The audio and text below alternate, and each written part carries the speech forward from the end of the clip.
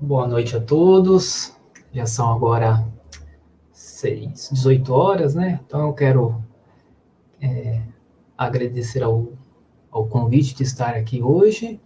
E nesse momento convido a todos para que possamos, nesse momento, fazer a nossa prece de abertura, inicialmente elevando o nosso pensamento a Deus, nosso Criador, ao nosso Mestre Jesus, que nos deixou os seus ensinamentos para que nós os seguíamos, que possamos agradecer aos nossos mentores espirituais que nos acompanham, que nos auxiliam a sempre a tomar decisões nos momentos mais difíceis.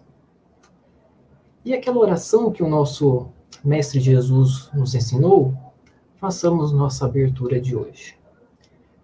Pai nosso que estais nos céus, santificado, Senhor, seja o vosso nome, venha a nós o vosso reino, seja feita a sua vontade, Senhor, assim na terra como nos céus. O pão nosso de cada dia que nos dai hoje, perdoai as nossas dívidas, assim como nós vamos perdoar os nossos devedores. E não deixeis cair em tentação, Senhor, mas livrai-nos de todo o mal. Que assim seja, graças a Deus. Então hoje, nosso evangelho, nessa live, nós vamos falar do capítulo 2 do evangelho, basicamente o item 8, é o capítulo que fala que meu reino não é desse mundo. Né? Pessoal, quem quiser acompanhar, tem o slide está projetado aí na tela, então quem quiser acompanhar o texto pelo evangelho, pode acompanhar por aí. Basicamente, vamos também falar da comunicação mediúnica que tem nesse item, que é de uma rainha que ela percebe o quanto ela desperdiçou no qual ela podia ter feito mais coisas aqui na Terra, e quando chegou lá no plano espiritual, ela teve a sua desilusão. Mas isso a gente vai falar um pouquinho. Mas antes, nesse capítulo, do meu reino não é desse mundo, a gente tem aquela passagem famosa, né? Aquela famosa passagem da conversa entre Pôncio Pilatos e Jesus, né? Então Pilatos, depois de ter entrado de novo no palácio e feito vir Jesus até sua presença, perguntou-lhe: Tu és o rei dos judeus? Aí Jesus respondeu: Meu reino não é desse mundo. Se meu reino fosse desse mundo, meu povo teria combatido para impedir que eu caísse nas mãos dos judeus. Mas meu reino ainda não é daqui.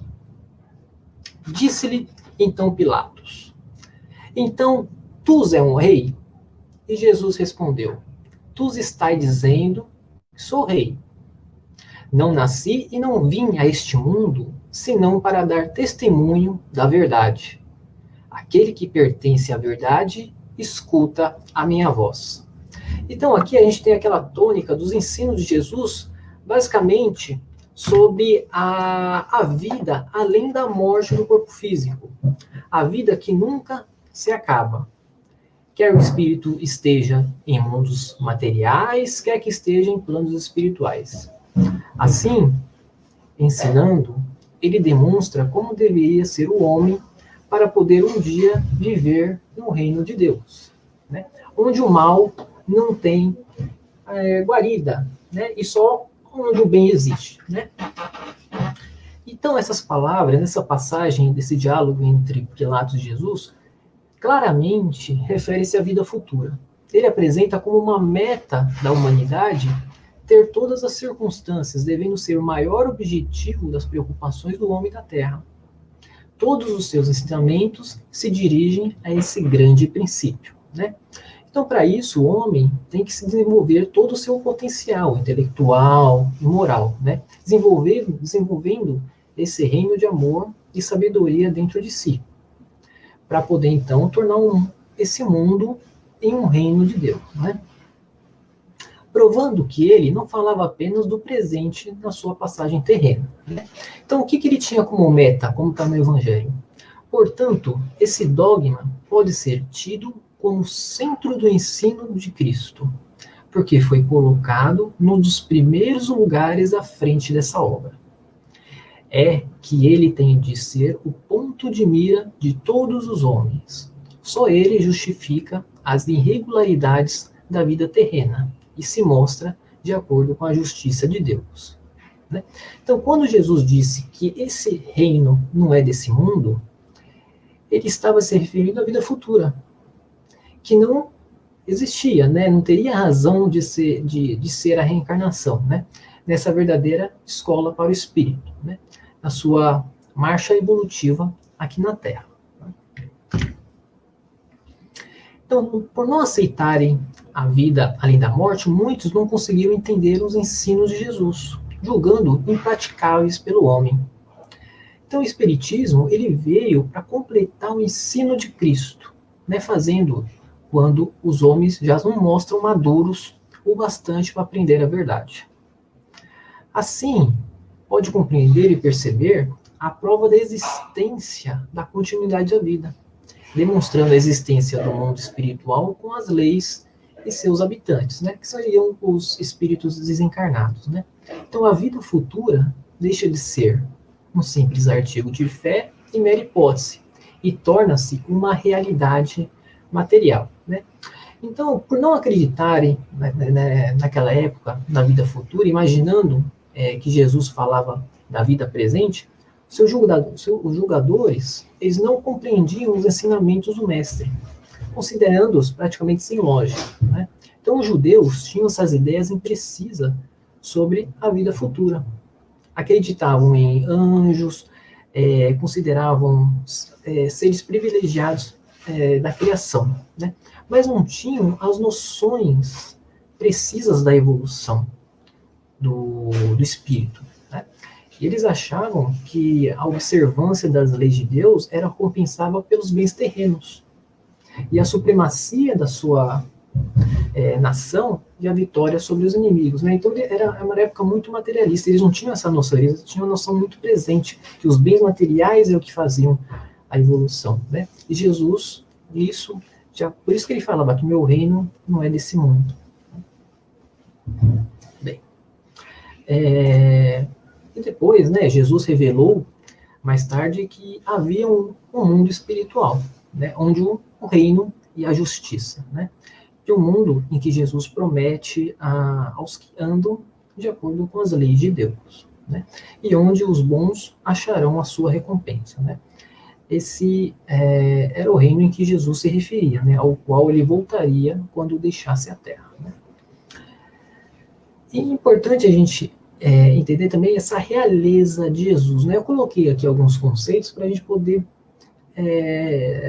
subentender aqui o que é essa realeza. Né?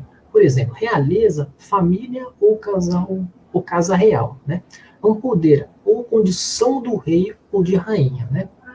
Rei, o soberano de uma monarquia, aquele que se destaca entre os outros do mesmo grupo. Uma profissão, né, entre outras coisas. E o reino é o estado em que o poder é exercido por um rei ou uma rainha, né, uma monarquia. Né? E a realeza de Jesus é a realeza moral, não é aquela realeza de ter poder de rei, de rainha, um poder de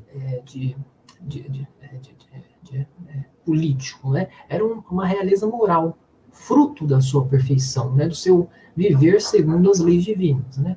Era uma realeza que exerce poder para sempre. Então, os ensinamentos que ele deixou para sempre. Né? Seus ensinamentos subentendidos por uma questão de transformação moral. Né? Transformação moral daquela época, que era uma época um pouco dura. Né? Por isso que o Espiritismo chegou muito depois, né? Porque o Espiritismo naquela época, se chegasse não havia ainda a população naquela época não tinha ainda condições de entender o Espiritismo. Né? Por isso que ele chegou na época em que as pessoas conseguiriam entender sobre os verdadeiros ensinos de Jesus. Né? Então vamos ver como é definido a verdadeira realeza no Evangelho segundo o Espiritismo. Esta é a terrestre, acaba com a vida. A realeza moral se prolonga e mantém o seu poder. Governa, sobretudo, após a morte. Sobre esse aspecto, Jesus não é um rei mais poderoso do que os mais poderosos da terra?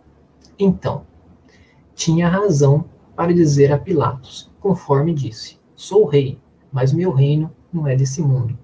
Então, claramente, aqui ele deixa bem claro sobre a vida futura, né? E essa realeza de Jesus é aquela realeza dos seus ensinamentos de amor ao próximo, de auxiliar o próximo, né? De poder fazer um trabalho voluntário, de, estender a mão para aquela pessoa que está necessitando de alguma coisa. Né? Então, essa é a verdadeira realeza. É as lições de transformação moral. Né? Seguindo aqui. Agora a gente chega basicamente no item onde tem a comunicação mediúnica. Né? O que é essa comunicação mediúnica aqui? Basicamente sobre a vida futura, né?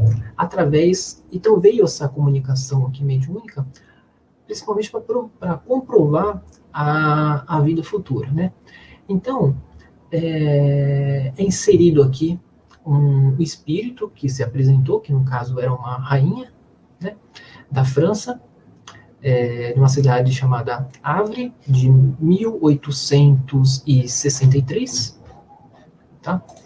E que exemplifica a realeza terrestre, né? A dignidade real na Terra, serem sem dignidade moral. Né? Então vamos ler essa passagem do Evangelho para a gente poder entender e entender tudo o que a gente consegue extrair de lição dessa comunicação. O orgulho me perdeu na Terra. Quem poderia compreender o nenhum valor dos reinos da terra se eu não compreendia? O que eu trouxe comigo da minha realeza terrena? Nada, absolutamente nada. E como que para tornar mais terrível a lição, ela nem sequer me acompanhou até o túmulo. Fui rainha entre os homens e me julguei que iria entrar no reino dos céus como uma rainha. Que desilusão! Que humilhação! Quando, em vez de eu ter recebido aqui qual soberana, vi acima de mim, mas muito acima, homens em que eu julgava insignificantes e aos quais desprezava, por não terem sangue nobre. Oh, como então compreendi a improdutividade das honras e grandezas que, com tanta avidez, se valorizaram na terra. Então essa é a passagem dessa comunicação mediúnica, aonde uma rainha da Inglaterra, após seu desencarne, se depara no plano espiritual e ela sofre uma desilusão, né? Onde ela vê muitos daqueles que onde ela julgava aqui no plano terreno pessoas insignificantes, estando num patamar acima dela quando ela vai para o plano espiritual. Né? E isso muito para ela é muito difícil, porque ela tinha tudo aqui, né? Ela tinha o poder, ela tinha tudo aquilo que ela mandava nos seus servos, né? E quando ela se depara após o desencarne dela, que esses servos, que as pessoas que ela julgava, maltratavam, são pessoas que estão acima delas do que elas se encontravam na época que ela estava aqui na vida terrena, né? Então, é uma comunicação que merece bastante atenção e reflexão da nossa parte, né? Visto que só não somos reis e rainhas, temos, todavia, nossos pequeninos reinos, né? Onde nós julgamos poderosos, né? Aqui quem manda é eu, são nossos lares, nossa função de marido, esposa, pais, mães, posições sociais ou profissionais dos mais ou menos poder, né? como nos comportamos nesse caso, né? Então, isso até a gente se reflete, né? A gente até mesmo traz isso para nossas vidas, né? Que são coisas que a gente faz e nem percebe, né? Que às vezes tem muitas pessoas muito amarradas no seu materialismo, né? E acha que pós desencarno esse materialismo ela vai levar junto consigo, né? Isso faz até lembrar mesmo no tempo do Egito, a gente tinha historicamente, né, aqueles dos egípcios, eles eram enterrados no sarcófago junto com os ouros, né, os faraós, né, os faraós eram enterrados junto com os ouros, todos aqueles bens no sarcófago, travava, enterrava, eles achavam que quando eles fossem para o paraíso, eles iam levar todos aqueles ouros, todos aqueles bens materiais com eles, né? E eles tinham, né, na época, muito materialista. E para essa rainha foi basicamente a mesma situação, né? Quando ela vai e se depara com uma situação dessa, é uma desilusão muito grande. Então aqui, a rainha foi na terra como rainha e julgou quem penetrasse no reino dos céus, né? Então, basicamente, ela desprezava aqueles que não tinham sangue nobre, né? Ela tinha sangue nobre, mas os servos, aquelas pessoas que escravos, ela não tinha. Então, ela não tinha o sangue nobre, né? E valorizava as honras e grandezas, né? O título, ela se enaltecia, eu sou rainha, então eu tenho título. Então, aquele orgulho ela deixou se perder aqui na Terra, né? Pelo seu orgulho, sua ambição materialista, né? E qual foi essa desilusão a retornar ao mundo espiritual, né? Que a gente verifica dentro dessa passagem mediúnica aí. Verificou que nada havia trazido da sua realeza terrena. Viu muito acima dela pessoas que julgavam insignificantes, né? E ela se sentiu muito humilhada mesmo por não ter sido recebida como uma soberana. Então ela achou que quando ela desencarnasse, ela ia ser recebida lá como um deus, né? Um espírito soberano, né? E ela se sentiu muito humilhada, né? Onde ela via os servos, as pessoas que ela maltratava, um patamar acima dela, e onde que ela trazia dentro do seu individualismo, né, aquelas questões materialistas muito grande, isso trouxe para ela uma desilusão muito grande dentro quando ela volta ao plano espiritual. E Jesus já alertava, né, dentro da passagem do mesmo capítulo do Evangelho: ó Jesus, tu disseste, teu reino não é deste mundo, porque é preciso sofrer para chegar ao céu, de onde os degraus de um trono a ninguém se aproximam. A ele só conduzem as veredas mais penosas da vida. Portanto, procurem o caminho através das pedras e de espinhos, não por entre as flores. Então aqui, nessa passagem do Evangelho, ele fala: siga o caminho mais difícil, não o caminho mais fácil. O caminho difícil é aquele caminho onde você, através do seu esforço, do seu merecimento, é isso que vai trazer a sua evolução espiritual e moral, né? Porque se for para um caminho mais fácil, aí seria muito fácil, né? Não teria o esforço, né? Não teria sentido essa passagem mediúnica, não teria sentido a reencarnação, né? Então, o esforço, a dificuldade, isso é o que faz o crescimento evolutivo e o crescimento espiritual, né? E aqui a gente percebe, nessas frases, a visão ainda muito humana, muito própria de quem ainda não percebeu a sublime lei da evolução espiritual, né? Então, os sofrimentos de viver na Terra são consequências da imperfeição da humanidade que ainda necessita viver em um mundo inferior para evoluir. Aí vem a conscientização, né? Dentro do Evangelho vem essa passagem: para se reservar um lugar neste reino são necessárias a desambição, a humildade, a caridade em toda a sua celeste prática, a benevolência para com todos.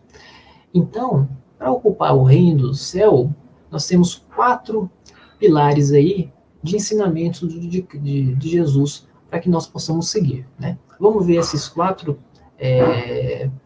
pilares aí para tentar cada vez mais nos melhorarmos e praticarmos essa evolução espiritual e moral nossa, né? Então, a humildade, né? A humildade ela é o oposto do orgulho, né?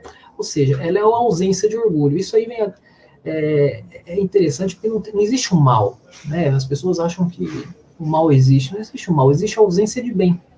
Isso vem muito lembra muito da física, né? Existe na física a equação do calor, não existe a equação do frio, né? O que seria o frio? A ausência de calor. Então, o que é o mal? É a ausência do bem. Né? Então, a humildade é o oposto do orgulho, é a ausência desse orgulho. Né? Ser humilde significa ter uma atitude mental que jamais se deixa levar pela arrogância, pela soberba. Né? A humildade ela é tida como uma qualidade bastante positiva e benéfica, né? Onde ninguém é pior ou melhor do que os outros, né? Estando todos no mesmo nível. Né? A cordialidade, respeito, simplicidade e a honestidade.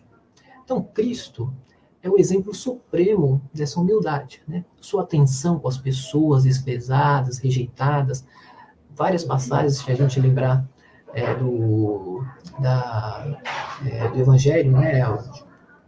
Jesus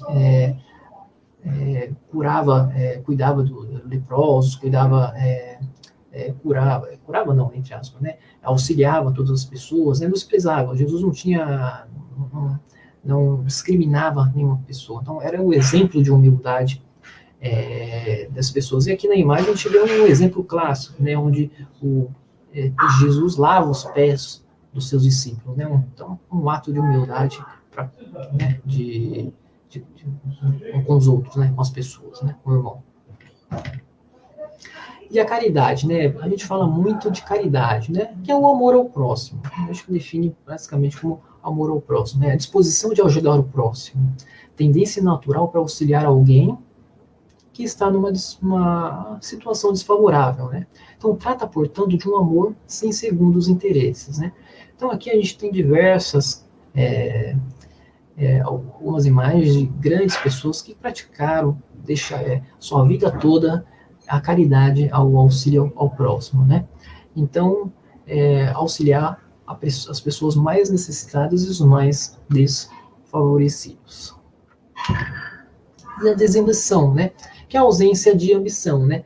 É o desapego. Né? A gente vive num mundo onde a gente tem muito apego, a dependência pelo celular é muito grande, né? Você esquecer celular na sua casa, você sai de onde você está e retorna para pegar, porque a dependência é muito grande, né? Então, e cada vez mais a gente quer trocar de celular, a ambição, né? Isso tá com a gente, né? O materialismo é muito grande, né? A tecnologia ela traz muito isso, né?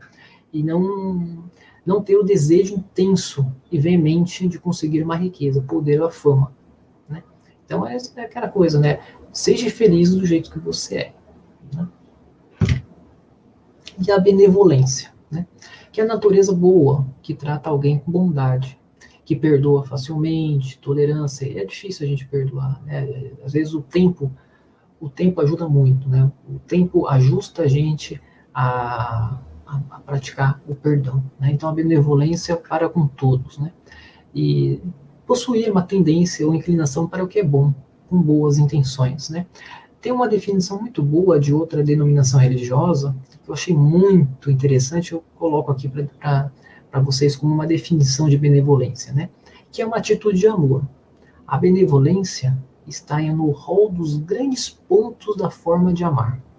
A benevolente exala o aroma de Cristo com a sua vida. O benevolente conta de Jesus com o seu viver, né? Então, não deixa de ser uma atitude de amor, né? Claro que cada pessoa tem o seu grau evolutivo, né? Mas a benevolência, ela é um dos pilares para que a gente tem que ter a nossa transformação moral para que a gente possa seguir com o nosso processo evolutivo. Chegando ao mundo espiritual, né? Não se pergunta o que vocês foram e nem que posição ocuparam, mas sim o que fizeram e quantas lágrimas enxugaram. É isso que vai, quando chegar no plano espiritual, isso que é o que vai ser contabilizado a sua, isso é o que vai estar no registro do seu espírito, que você vai trazer as suas atitudes que vocês tiveram aqui durante esse plano terreno, nesse momento encarnatório, né? Então, os homens correm, dentro do passagem do Evangelho desse mesmo capítulo, os homens correm para alcançar os bens terrenos, como se pudesse guardá-los para sempre. Aqui, porém, todas as ilusões desaparecem. Eles aparecem cedo do que apenas apanharam uma sombra e desprezaram os únicos bens reais e duradouros. Os únicos que lhes aproveitam na morada celeste. Os únicos que lhes podem dar o acesso à vida. Né? Então, aqui a gente corre tudo para conseguir as coisas, para alcançar as coisas, né? Mas o que a gente vai levar é o que a gente fez de bem, o que a gente ajudou, quais foram as nossas atitudes com o próximo e quantas lágrimas a gente enxugou. As nossas atitudes com o próximo é o que vai nos marcar nesse processo evolutivo na qual estamos aqui e nos demais também que a gente vai sim, reencarnando até chegar à perfeição. Então, qual é a nossa parte? O que o Evangelho fala para a nossa parte? Compadeçam dos que não ganharam o reino dos céus. Ajude-nos com as suas preces, pois a prece aproxima o homem do Altíssimo. É o traço de união entre o céu e a terra. Não se esqueçam disso. Então, muitas das vezes, ajudar um próximo é você desejar uma boa vibração naquela pessoa que está necessitada. Né? Não necessariamente ajudar com auxílio financeiro, mas faça uma prece para aquela pessoa, auxilie ela a que ela saia daquela situação. Você fazendo sua vibração, sua prece, aquilo não deixa de ser também uma caridade, né? E estimular na sua superação ao esforço do desenvolvimento espiritual, objetivo número 1 no viver na Terra. Então aqui eu tenho uma questãozinha do Livro dos Espíritos, para a gente entender essa parte aqui. Pode-se orar eficazmente pelos outros? Aí vem a resposta. O espírito daquele que ora age pela vontade de praticar o bem. Pela prece, atrai para si os bons espíritos que se associam ao bem que se deseja fazer. Né? Então, possuímos em nós mesmos, pelo pensamento, pela vontade, um poder de ação que se estende bem além dos nossos limites da esfera corporal, o nosso magnetismo. Né? Então, pela prece, pela oração, a gente consegue agir eficacemente pelos outros. Né? A prece é um ato dessa vontade. Né? E os espíritos sugerem os bons pensamentos e dá-lhe a força necessária para o corpo e para a alma. Né? Que nesse caso, a prece do coração é tudo. E a dos lábios não é nada. Né? Então, quando você faz sua oração, a oração é aquela que vem do coração. Porque simples da boca, isso todo mundo a gente fala. Né? O importante é aquela que vem de dentro. Nossa, a prece que vem de dentro, que é o que o que alcança o nosso objetivo. Então, basicamente concluindo essa nossa passagem do Evangelho de hoje, a realeza concluindo sobre o capítulo, né? Passagem do Evangelho aqui, a realeza terrestre acaba com a vida. A realeza moral governa ainda e sobretudo depois da morte. A esse título, Jesus não é um rei mais poderoso do que muitos potentados. Foi, pois com razão que disse a Pilatos, eu sou o rei, mas meu reino não é desse mundo. Né? Então, ser a realeza desse mundo, do que o mundo será? Né? Pode-se dizer que o mundo interior do mundo moral, cuja riqueza nenhum ladrão o roubará. Né? Então, a gente entende aqui que seja o que você é, seja. É importante que aqueles 4 pilares, benevolência, humildade, caridade com o próximo, que nós possamos exercer isso e ajudar o próximo. E mais uma questãozinha, é que a questão 1018, né, em que sentido é necessário entender essas palavras de Cristo? Meu reino não é desse mundo. Né? E vem a resposta dos espíritos superiores. O Cristo respondeu em sentido figurado. Queria dizer que reina apenas nos corações puros e desinteressados. Esta em toda a parte em que domine o amor do bem. Mas os homens, ávidos das coisas desse mundo e ligados aos bens da terra, não estão com ele. Então, que nesse momento possamos cada vez aproveitar esse momento que Deus nos dá, nesse momento reencarnatório, e praticar o nosso amor ao próximo, ajudar quem precisa, não, como disse, não uma ajuda financeira, mas desejando uma prece, uma vibração, para que a pessoa saia daquela situação complicada, que ela consiga evoluir e que ela consiga ter tudo aquilo de acordo com o seu merecimento. Né? Então eu queria agradecer a todos que puderam assistir até esse momento, principalmente a Marcela e o pessoal do Núcleo de Estudo do Espírito Irmã Milady pelo convite, de poder realizar esse evangelho com vocês aqui. A Deus pela oportunidade que ele me dá de estar aqui nesse momento reencarnatório e estar evoluindo cada vez mais. E ao plano espiritual, os meus mentores que sempre me auxiliam a tomar minhas decisões e auxiliar em todos os momentos que precisa. Né? E eu convido a todos, nesse momento, para que possamos fazer nossa prece de encerramento e elevando, né, o nosso pensamento a Deus, possamos nesse momento fechar nossos olhos, fazer a nossa prece do coração, né, elevando o nosso pensamento a Deus, nosso Criador, ao nosso Mestre Jesus, agradecendo a Ele por estarmos nesse sábado, realizando o Evangelho, que possamos ter tido um pouquinho mais de conhecimento e que possamos praticar cada vez mais nosso amor ao próximo, a nossa caridade. Né? E aproveitando nesse clima de paz, de tranquilidade também, que possamos desejar as melhores vibrações a todas as pessoas que nesse momento necessitam de algum amparo, de alguma ajuda, aqueles espíritos recém-desencarnados, que possam ser auxiliados pelos nossos irmãos do plano maior, e a todas as pessoas que se encontram no leito dos hospitais, embaixo de pontes e viadutos, que recebam essas nossas vibrações de amor e que possam ser tocados e que recebam essas nossas bênçãos para que possam sair dessa situação na qual se encontram. Né? E assim, com aquela oração que o nosso Mestre Jesus nos ensinou, façamos o nosso encerramento de hoje. Pai nosso que estais no céu, santificado, Senhor, seja o vosso nome, venha a nós o vosso reino, seja feita a sua vontade, Senhor, assim na terra como nos céus. O pão nosso de cada dia que nos dai hoje, perdoai as nossas dívidas, assim como nós vamos perdoar os nossos devedores.